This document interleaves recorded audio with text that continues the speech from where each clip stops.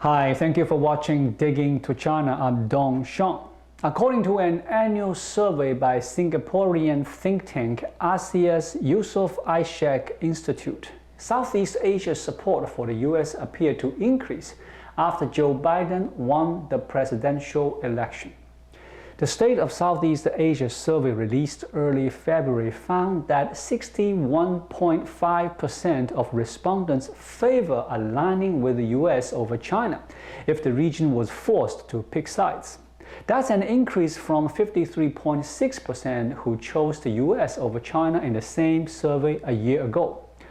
Responses to the latest survey were gathered from November 18 last year to January 10 this year, after Biden was projected to defeat Donald Trump in the election, but before he was inaugurated as president. The survey involved more than 1,000 respondents from all 10 member states of the Association of Southeast Asia Nations, or ASEAN. The respondents include government officials, business people, as well as analysts from academia, think tanks, and research institutions. Compare country-level data. A majority of respondents from 7 Southeast Asian nations chose the US over China in the latest survey.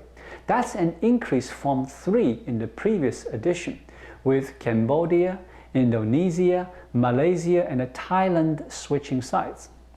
Despite that, the greatest proportion of survey respondents chose China over the US, ASEAN, and others as the most influential power in Southeast Asia.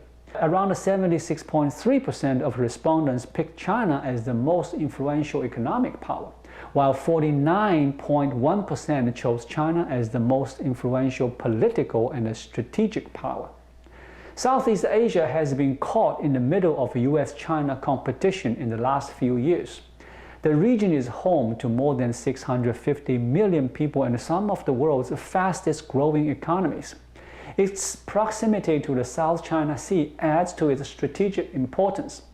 South China Sea is a vital commercial shipping route where trillions of dollars of the world's trade passes through. The US has for many years been an important presence in the region through both security and economic engagements. But during Trump's term, the US withdrew from the Trans-Pacific Partnership, a mega trade pact that included several Southeast Asian countries, and the top American government officials were notably absent at a few important regional summits. That seeming lack of interest from the US in the last few years coincided with China's more aggressive push in the region through programs including infrastructure investments under the Belt and Road Initiative. But the latest ASEAN survey found that a majority of respondents, around 68.6%, were optimistic that the US under Biden would increase its engagement in Southeast Asia. That compared with a year ago when 77% thought US engagement would decrease, the survey showed. The region's trust in the US also jumped from 30.3% a year ago to 48.3% in the latest survey.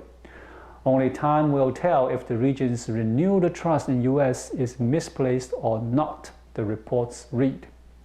Early signs have shown that the Biden administration would focus more on the region in the coming years. The president has beefed up his foreign policy team with experts on Asia. When the U.S. Secretary of State Antony Blinken called Philippine Foreign Minister Teodoro Locsin, he pledged to stand with Southeast Asian countries against Chinese pressure in the South China Sea. He also stressed the importance of a long-standing defense agreement between the allies and its clear application if Manila come under attack in the South China Sea. Blinken's assurance came after the Locsin said on January 27 the Philippines had filed a diplomatic protest over China's passing of a law allowing its Coast Guard to open fire on foreign vessels, describing it as a threat of war. China passed legislation on January 22 allowing its Coast Guard to use all necessary means to stop or prevent threats from foreign vessels, including demolishing other countries' structures built on Chinese claimed reefs. The United States has accused China of taking advantage of the distraction of the coronavirus pandemic to advance its presence in the South China Sea. Pentagon has sent a carrier group through the waterway to promote freedom of the seas. China said it would hold military drills of its own. U.S. has formed a Quad alliance to counter China. The members of this alliance, the U.S., India, Japan, and Australia, are all extra-regional powers. Although they have their own disputes with China, none has territory in the South China Sea. Although the Quad as a group has yet to take a stand on the South China Sea, its members have individually expressed concerns over China's activities and rejected Beijing's claim. The Quad as a concept is more than a decade old, but has gained currency only of late. In September, India and Australia conducted a 2-day mega exercise in the Indian Ocean region that featured a range of complex naval maneuvers, anti-aircraft drills, and helicopter operations. ASEAN's current stand is a balancing act between China and these powers, though primarily the U.S. The strategic posturing by the U.S. in the South China Sea and the formation of the Quad, which does not include a single Southeast Asian country, may not be enough to gain ASEAN's support against China. The U.S. and other extra-regional powers must increase their economic engagements with Southeast Asian countries to counter China.